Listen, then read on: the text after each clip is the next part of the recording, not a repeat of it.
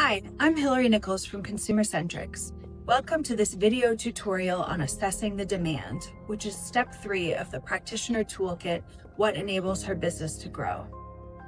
This tool is a guide and survey that can be used to assess the demand among WSMEs in a specific country using quantitative data. We encourage you to review the descriptions of WSME segments and profiles that are detailed in the report, links throughout the toolkit, including on page 1. But also, it can be helpful to conduct your own research with WSMEs to understand nuances in financial behavior and needs, business traits, skills, and non-financial support uses and needs. That's what this tool is for. It will help inform financial and non-financial opportunities to target each WSME segment and profile, and therefore it's best used by financial service providers or business support organizations. But also funders and financial regulators may find this tool helpful to determine WSME needs and opportunities in a specific market before defining interventions and channeling resources. There are 4 main steps to take. The first is to download and review the survey provided, which can be found on page 27 of the toolkit. You will see the sections of the survey include questions to understand the profile and personal characteristics of the woman business owner, their business traits, and their business's financial and non-financial access and needs. You're welcome to make changes to the survey to dig deeper into a certain topic as needed. And also, if you're a financial institution or business support organization, you may decide to omit the section on jobs created and sustained, as that's more relevant to funders. Step 2, once you have your survey questions and selection choices defined, you're ready to input the survey into an online survey tool. There are several different online survey platforms you can choose from, including Google Forms, Kobo Toolbox, and SurveyMonkey, and each has different pros and cons to consider. Page 29 of the toolkit also details important things to consider, including who will be completing the survey, a note on the importance of survey functionality to gather quality data, and the recommendation to do a quality control by reviewing the first batch of responses closely before proceeding with the rest. Step 3 is to recruit a sample of WSMEs and collect survey responses. Now, many institutions undertaking this research will choose to work with a local research agency to support on recruiting and conducting the research.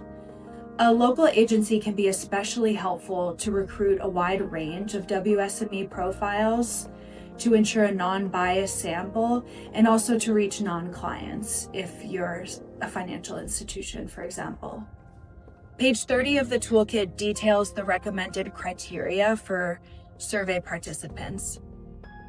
So this details, again, focusing on WSMEs, making sure that the enterprise is actually owned and/or led by a woman, applying the IFC definition, which is the most widely used, that the enterprise meets the minimum annual revenue threshold that you define based on local definitions of micro, small, or medium enterprises.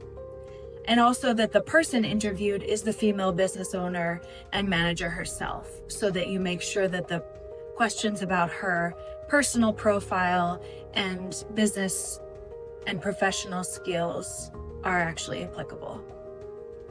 This page also includes additional considerations when recruiting and collecting survey data from WSMEs, including being intentional about recruiting a range of high, moderate, and low growth WSMEs. Step 4 is where you analyze the survey data to derive insights.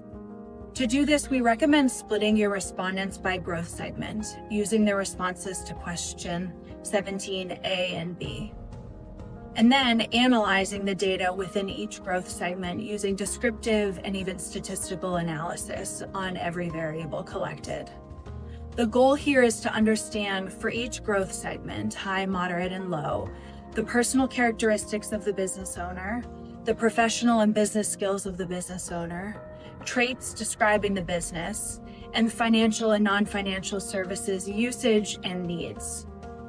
When you're doing this, you can review the full segmentation report, which is linked again on page 1 and page 31 of the toolkit, which can help you frame insights and decipher profiles within each growth segment.